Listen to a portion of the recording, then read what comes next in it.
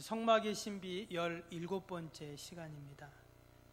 레위기에 나오는 5가지의 제사법에 대해서 우리가 계속 살펴보았는데 오늘 4번째입니다. 4번째가 뭘까요? 첫 번째가 번제, 소제, 화목제, 그 다음에 속건제, 오늘 속제제, 그리고 다음 주에 속건제, 이렇게 5가지가 있죠. 오늘 4번째 제사법 속제제에 대해서 함께 말씀을 나누겠습니다. 제사를 드리는 또 방법을 우리가 계속 또 보았는데요. 불로 태우는 것을 뭐라 했죠? 화제라고 그랬죠.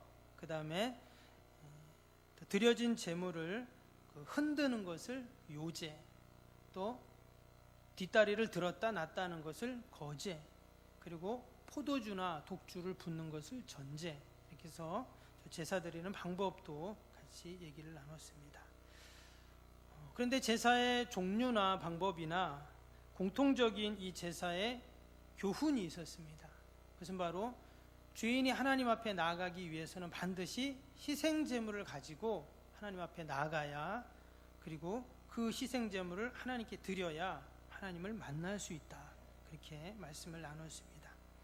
이것은 무엇을 상징합니까? 바로 예수 그리스도의 십자가 희생 제물을 의미한다 했죠.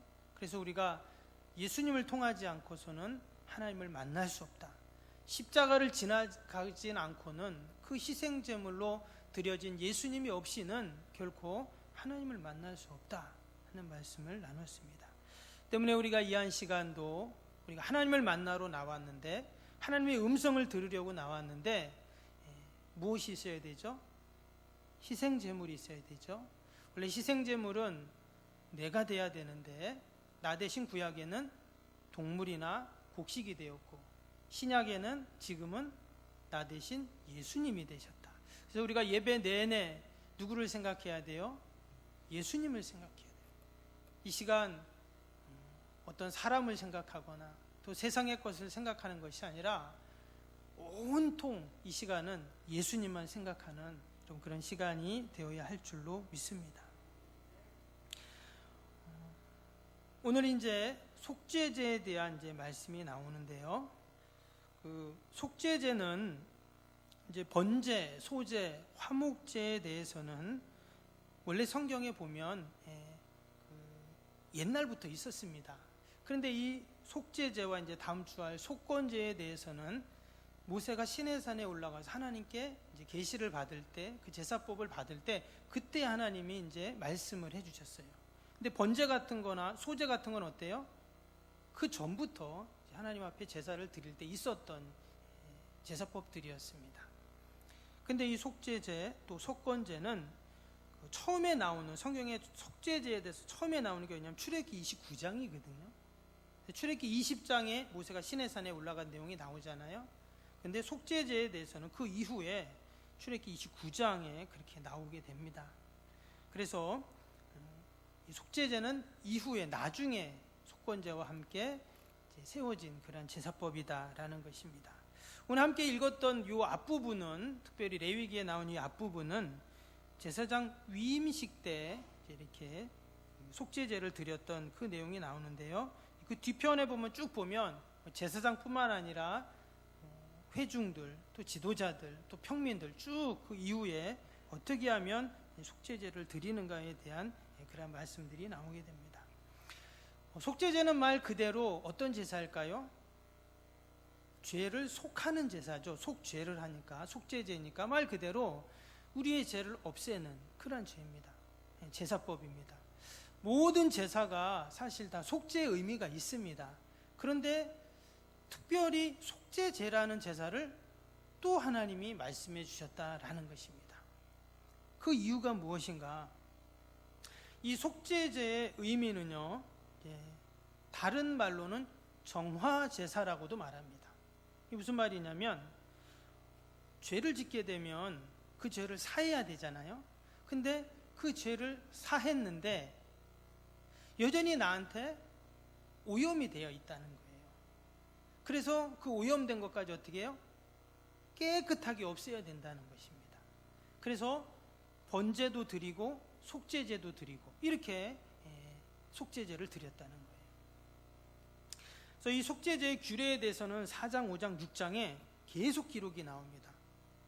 한 장 4장에만 나오는 게 아니라 5장에도 나오고 6장에도 나와요. 그래서 이 속죄제가 상당히 구체적이고 또 중요한 제사였다는 것을 알 수가 있습니다. 그리고 이 속죄제를 자세히 보면 이 속죄제 안에 뭐가 담겨 있냐면 하나님이 우리를 향한 사랑과 배려가 담겨 있어요.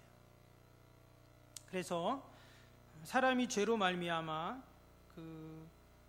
오염되고 죄를 짓고 그 죄를 사함을 받고 속죄를 받아야 되는데 이 속죄제를 통해서 그것이 가능했다라는 것입니다. 근데 이 속죄제를 드리는 구체적인 목적이 오늘 말씀에 나오는데요. 2절을 다시 한번 보시면 2절에 오늘 이런 말씀이 나왔습니다. 2절을 보시면 이스라엘 자손에게 말하여 이르라 누구든지 여호와의 계명 중 하나라도 그릇 범하였으되 이렇게 나왔어요. 여호와의 계명, 하나님의 말씀을 말하죠. 그 중에 한 개라도 그릇 범했으면 이렇게 말했어요. 밑에 보면은요 13절에는 이런 말씀이 나옵니다. 오늘 12절까지 읽었잖아요. 13절에 보면 만일 이스라엘 온 회중이 여호와의 계명 중 하나라도 부지 중에 범하여 허물이 있으나 스스로 깨닫지 못하다가 이랬어요. 여기서 아까는 그릇이라는 단어가 나왔잖아요. 2절에요. 13절에는 부지 중이라는 단어가 나왔어요. 같은 말입니다. 또 밑에 22절에도 보면 만일 족장의 그 하나님 여호와의 계명 중 하나라도 부지 중에 범하여 허물이 있었는데 밑에 27절에 보면 만일 평민의 한 사람이 여호와의 계명 중 하나라도 부지 중에 범하여 허물이 있었는데 이게 지금 무슨 말이냐면 제사장뿐만 아니라 또 족장, 평민 모든 이스라엘 회중들을 이야기하면서 그들이 혹시 부지 중에 그러니까 고의가 아니라 혹시라도 그릇 어떤 죄를 지었을 때 그 죄를 어떻게 해요? 속죄해야 된다 그 말을 하고 있는 것입니다. 여러분 많은 계명이 있는데 이스라엘에 613가지의 이제 계명이 있다고 말을 하는데 여러분 그 많은 것 중에 다 지키다가 하나를 못 지켰습니다. 그럼 어떻게 될까요? 속죄제를 드려야 된다는 거예요. 여러분 너무 가혹하지 않습니까? 다 잘 지켰는데 그 중에 한 개를 어떻게 잘못해서 좀 실수를 했어요. 그런데 그래도 어떻게 하라고요? 제사장 가서 송아지를 끌고 가서 제사를 드리라는 거예요. 지도자들도 마찬가지고. 그리고 이제 평민들은 조금 더 이제 염소나 양이나 또 이렇게 아주 평민 그리고 정말 못 사는 사람들 비둘기를 또 가지고 갑니다. 한 개라도 범하면 이렇게 하라는 거예요. 여러분 좀 너무 이게 좀 하나님 가혹하지 않습니까? 다 지키다가 실수로 하나 좀 그럴 수도 있잖아요. 그런데 하나님께서는 그 하나까지도 속죄제로 그 죄를 없애야 된다는 거예요. 야고보서 2장 10절에 보면 이런 말씀이 나옵니다. 누구든지 온 율법을 지키다가 그 하나를 범하면 모두 범한 자가 되나니 이랬어요. 온 율법을 다 지키다가 하나를 범해도 범한 자 죄인이라는 거예요. 우리가 이것을 쉽게 이해할 수 있는 게 뭐냐면 여러분 동네에 운물이 있는데 그 운물에 누군가가 독약을 한 방울 떨어뜨렸습니다. 여러분 그 운물을 먹어야 될까요? 말아야 될까요? 아마 먹을 사람 없을 겁니다. 독약 한 방울 떨어졌다는 말을 듣는 순간. 바로 죄가 이런 거라는 거예요. 하나님은 그렇게 죄를 싫어한다는 겁니다. 그래서 부지 중에, 그러니까 이건 고의가 아니잖아요. 부지 중에 실수로 나도 모르게 죄를 지어도 어떻게 해요? 속죄제를 지라는. 이것은 하나님이 우리를 향하신 배려고 사랑이에요. 그 죄를 갖고 천국에 갈 수 없기 때문에 혹시 내가 모르고 지고 내가 잊어버릴 수도 있잖아요. 이제 밑에 이제 그 내용들이 나오는데 실수로 아니면 내가 율법을 잊어버려 가지고 아니면 내가 그 율법을 모르는 중에 죄를 지을 수도 있잖아요. 근데 그것까지도 속죄제를 통해서 다 사하게 하셨습니다. 때문에 이 속죄제는 하는 그 제사법 중에 가장 우리를 향하신 하나님의 사랑의 그 그러한 제사법인 줄로 믿습니다. 이스라엘의 그 성경에 나오는 그 범한 죄는 세 가지를 크게 말합니다. 하나는 뭐냐면 고의로 짓는 죄입니다. 이것은 하나님께 반항하기 위한 죄예요.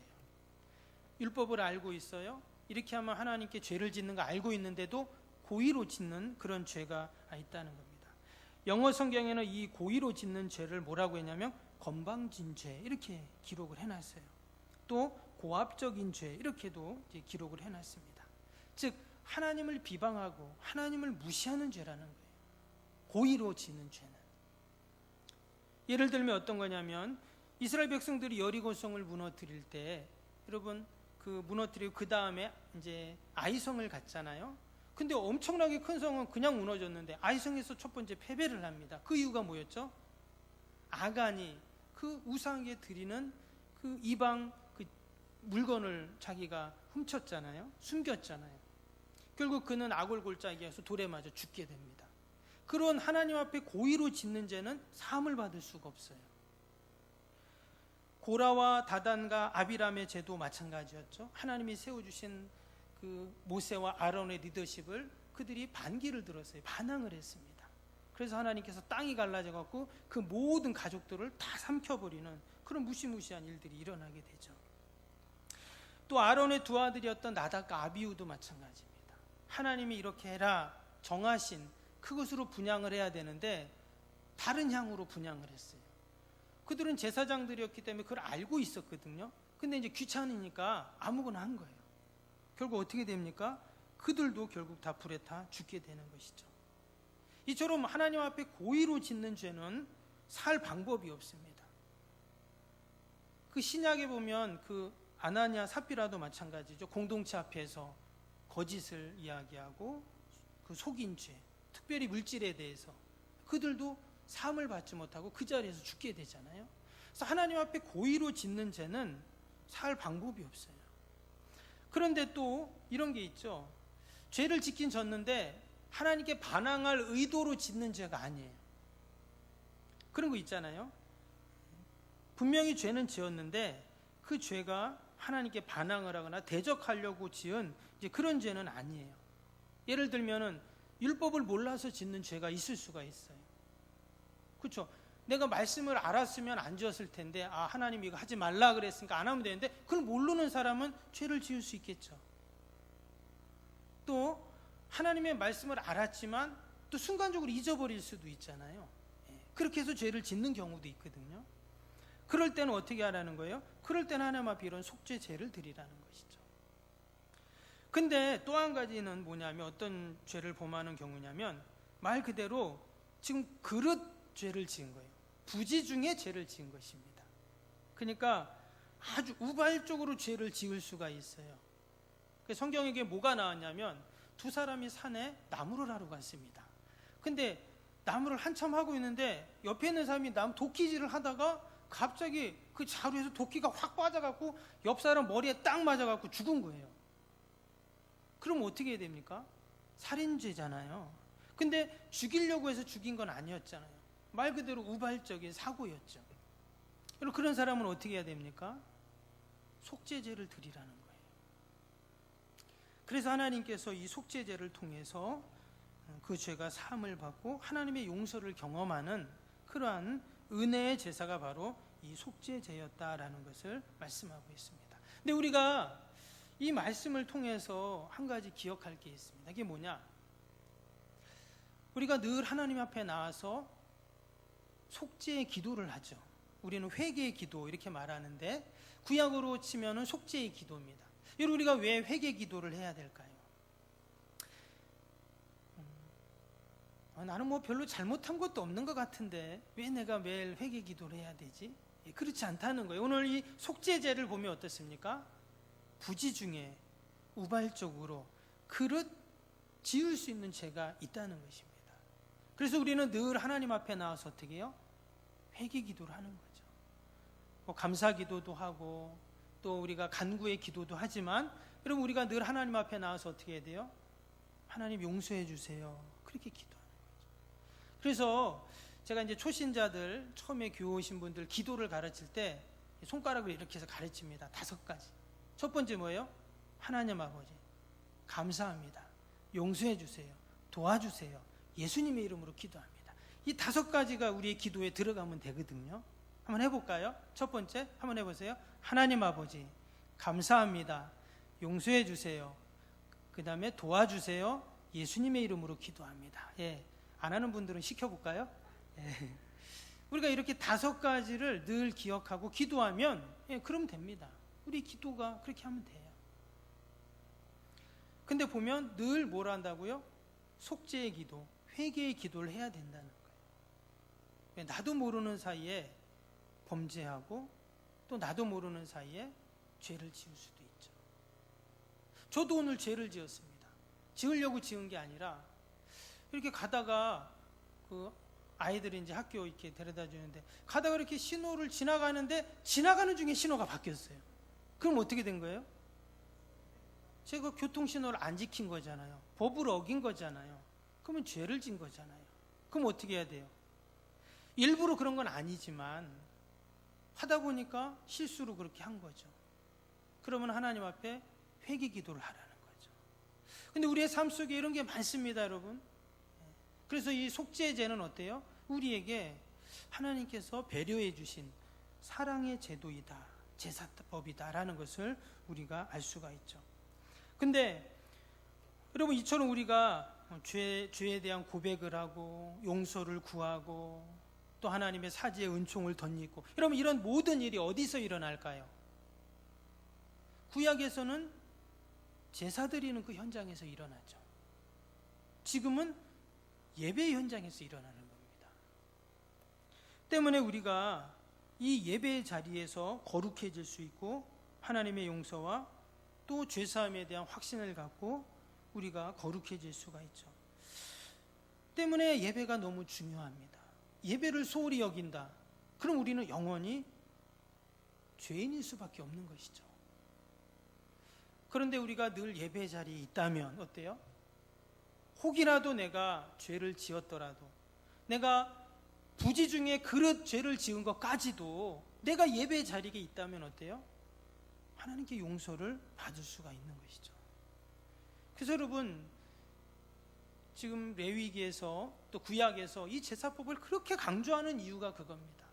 제사를 드리지 않으면 죄사함을 받을 수 없고 영원한 형벌을 받을 수밖에 없고 하나님을 만날 수 없는데 하나님이 제사라는 대속의 메커니즘이라는 시스템을 만들어 놓으셔서 거기서 죄를 지은 자가 사함을 받고 새로운 삶을 살 수 있도록 길을 열어주셨어요. 할렐루야. 여러분 그게 바로 예배인 줄로 믿습니다. 그래서 예배가 중요하고 예배가 생명인 거예요. 여러분 예배는 아무리 많이 드려도 그것이 복인 줄로 믿습니다. 아이고 지겨워 또 예배? 그게 아니에요. 예배는 여러분 드리면 드릴수록 많으면 많을수록 여러분 그것이 우리에게 은혜이고 분명 복이 되는 줄로 믿습니다. 우리가 오늘 다 읽진 않았는데 오늘 이 속죄제 말씀을 보면은 아까 말씀드린 것처럼 제사장 또 회중들 또 평민들 지도자들 어때요? 다 그 제사의 그 예물과 또 그 절차가 조금씩 다릅니다. 번제 같은 경우는 다 똑같잖아요. 근데 이 속죄제는 사람마다 다르고 그 대상마다 다르게 그렇게 정해 두셨습니다. 그 이유가 뭐냐? 그만큼 죄를 없애는 게 속죄하는 게 중요하다는 거예요. 구체적으로 지금 하나하나 다 지금 오늘 4장뿐만 아니라 5장, 6장까지 계속 이 속죄제에 대한 말씀들이 이어지고 있다라는 것을 알게 됩니다. 오늘 제사장만 조금 보았는데요. 제사장은 속죄제를 드리려면 어떻게 해야 된다고요? 흠없는 숫송아지를 가져가야 됩니다. 여러분 송아지 엄청 비싸죠? 그래서 그 송아지를 가져가서 안수합니다. 일단 내 죄를 없애야 되니까 거기다 정가를 시키는 거예요. 미안하지만 네가 내 죄 가져가 이렇게 하고 어떻게 해요? 바로 잡습니다. 그 자리에서. 송아지를 어떻게 잡을 수 있을까요? 그렇죠? 아무 죄도 없는 송아지인데 근데 내가 죽을 수 없으니까 송아지를 죽여야죠. 죽였습니다. 그리고는 어떻게 했냐? 그 피를 받아야 돼요. 송아지 한 마리 잡으면 피가 얼마나 나올까요? 한 양동이는 나오겠죠. 한 이만큼 엄청 많이 나올 겁니다. 그 피를 다 받아가지고 그 피를 어떻게 한다 그랬냐면 오늘 말씀해 보니까 지성소와 성소를 가르는 휘장 앞에서 7번 뿌린다 그랬어요. 이렇게 손으로 뿌리든 컵으로 뿌리든 하면 이렇게 뿌리게 됩니다. 뿌리고 나서 그 다음에 분향단, 휘장 안에 있는 분향단, 그 뿔이 이렇게 직사각형이니까 4개가 나와 있잖아요. 거기다 피를 이렇게 바른다는 거예요. 이렇게 바르고 그 다음에 다시 성막 뜰로 가져와서 어떻게 한다고요? 번제단 밑에다가 다 갖다 붓습니다. 그러면 막 피가 막 물같이 흐르겠죠. 확 막. 그렇게 한 다음에 그 짐승의 내장을 다 꺼내가지고 내장을 꺼내 그 기름들을 다 태웁니다. 번제처럼 드리는 거예요. 화목제에다 기름만 태웠죠. 그렇게 한 다음에 그럼 이제 뭐가 남아요? 가죽이 남을 거 아니에요. 고기가 남겠죠. 그리고 또 뼈가 남고 배설물이 남을 것입니다. 내장에는 막 배설물이 막 있잖아요. 그걸 다 가지고 어떻게 했냐? 오늘 말씀 보니까 짐 밖으로 가지고 나가라 그랬어요. 여러분, 짐 밖이 어딜까요?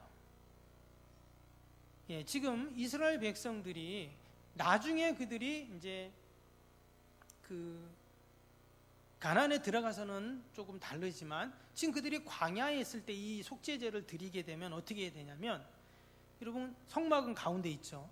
그리고 12지파가 동서남북으로 이제 텐트를 칩니다. 진을 치잖아요.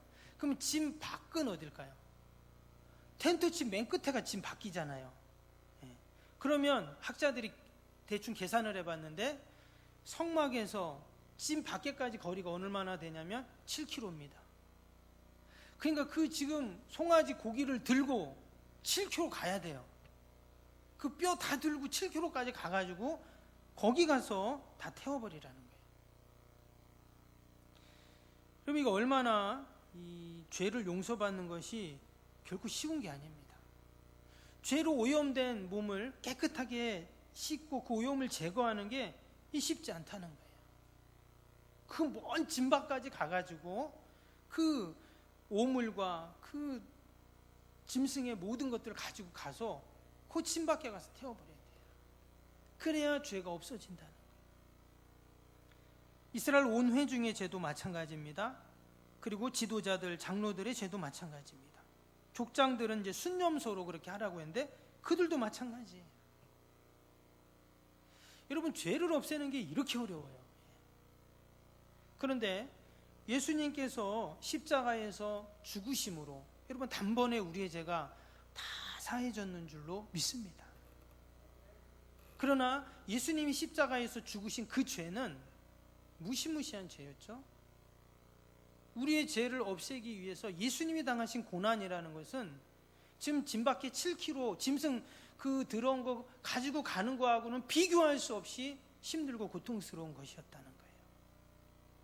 때문에 우리가 늘 예수님의 십자가를 생각하고 주님이 나를 위해서 나의 죄를 다 사하기 위해서 물과 피를 다 쏟으시고 뿌리시고 몸이 갈기갈기 찢기셔서 그렇게 십자가의 대속제물이 되신 것은 여러분 우리에게는 늘 감사의 조건이고 또 은혜의 조건이고 또 우리가 찬양하고 영광 돌려야 할 그런 여러분 조건인 줄로 믿습니다. 심지어 부지 중에 내가 실수로 그릇 범한 죄까지도 이렇게 해야 없어진다는 거예요. 하물며 내가 하나님 앞에 끊임없이 짓는 그 죄를 위해서 예수님께서 늘 십자가에 달리셔야만 하는 이러한 우리의 모습들을 보면서 우리는 늘 하나님 앞에 회개하고 또 돌이켜서 하나님께 감사하고 그리고 우리가 믿음으로 살아야 하는 줄로 믿습니다. 예수님은 십자가에서 물과 피를 다 쏟기까지 그 심장이 멈추기까지 그 십자가에서 내려오지 않으셨습니다. 이것이 속죄의 방법이었습니다.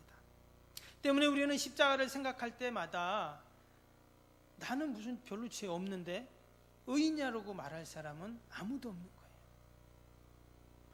혹이라도 부지 중에라도 내가 알지도 못하는 사이에 지었던 죄까지 예전에 어디 부흥회를 갔는데 그 목사님이 우리 이 시간 회개 기도합시다 그러는 거예요. 그래서 어떤 이제 회개하고 막 이랬는데 그 목사님 뭐라 그랬냐면 그 애기였을 때 엄마 치매에다 오줌 싼 것까지 다 회개하세요. 이러는 거예요. 그래서 좀 웃기기도 했지만 그 기억이 안 나잖아요. 갓난 애기가 엄마 치마에다 오줌 싼 게 기억이 납니까?